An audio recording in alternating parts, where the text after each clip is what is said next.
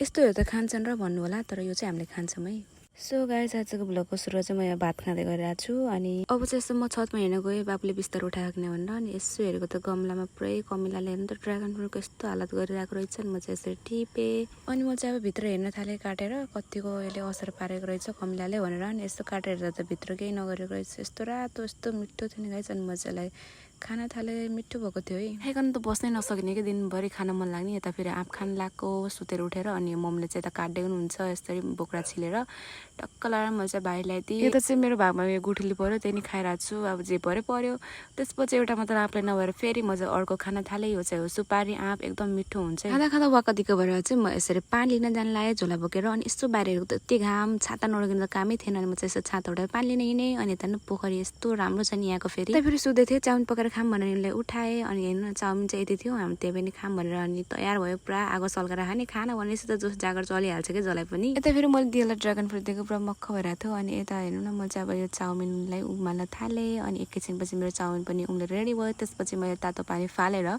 पानीलाई जालीमा हालेर फेरि हाम्रो दिया बहिनीले त पियाज काट्दै छिन्। त्यसपछि मैले पकाउन सुरु गरेँ, पुरै फुराएर। म सिम्पल पकाउन लाग्यो, अनि हल्का सोया सस हालिदिएको कलरको लागि।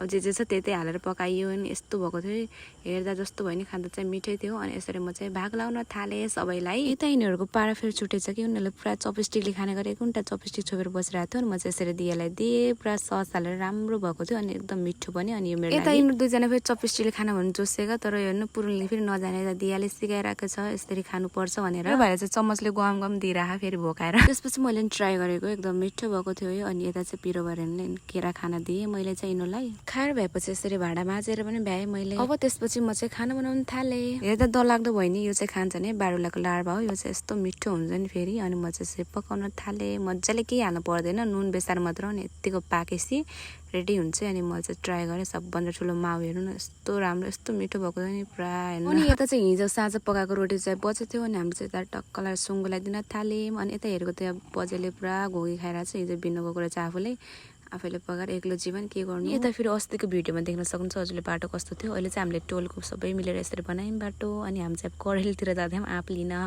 अनि टक्क आउँदा त यस्तो रात परिसकेको थियो नि फेरि। अनि त्यसपछि दियाले पुरा आँप खनाउनु थाल्यो। अनि हाम्रो चाहिँ यो सुपारी आँप गरेर यति धेरै थियो नि आँप, फेरि म चाहिँ बाँडैमा हामीले। त्यसपछि म चाहिँ अब खाना थालेँ। अनि आजको लागि यति नै गाइज। अनि थ्याङ्क्स फर वाचिङ। अब नेक्स्ट ब्लगमा भेटौँला।